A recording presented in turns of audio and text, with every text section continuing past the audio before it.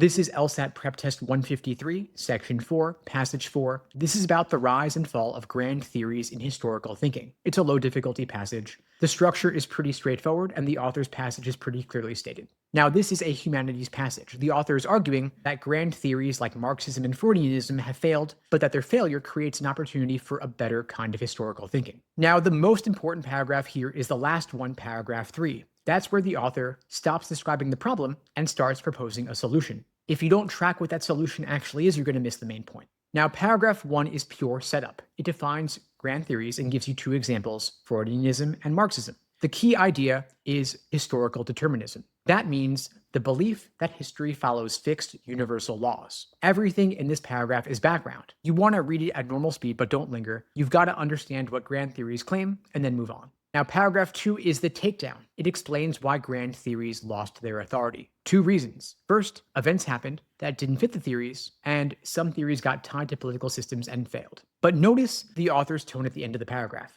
The author is not saying Freud and Marx were always wrong. The author is saying they were reasonable for their time, but turned out to be limited. That is a softer position than most students expect. If a question asks about the author's attitude toward Freud or Marx, don't pick anything that says the author thinks they were worthless. The author thinks they were products of their era, and that's different. Now, paragraph 3 is where the real argument lives. It starts with this idea of a nostalgia for determinism. People gave up grand theories, but they still want what grand theories gave them. That feeling that history makes sense. And so we're stuck. We don't believe the old explanations anymore, but we still want the comfort they provided us. And then the author does something specific. The author says discomfort might actually be useful, because it could push us toward a new kind of historical thinking. One that pays attention to the messy, unrepeatable details of events instead of forcing everything into one big pattern. The author even describes what this new approach could look like. Laws that constrain rather than necessitate. And that phrase is important. It means rules that limit what can happen without dictating exactly what must happen. That's the author's whole idea in a nutshell.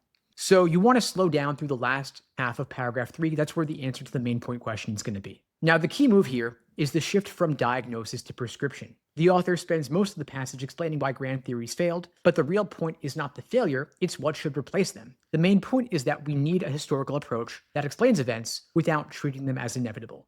Now, the author is cautiously optimistic. They're not angry at grand theories, they're not mourning them. The author sees their decline as a chance to think better about history. Now, the main trap is thinking this passage is mainly about why grand theories are wrong, but it's not. The critique of grand theories is just the setup. The proposal for a new approach is the point. So if you walk away thinking this was just a takedown of Marxism and Freudianism, you're going to pick a main point answer that's too narrow. Before you hit the questions, check yourself on these 3 things. First, what does the author think should replace grand theories? Second, why does the author say our current discomfort might be a good thing? And third, what is the difference between laws that necessitate and laws that constrain?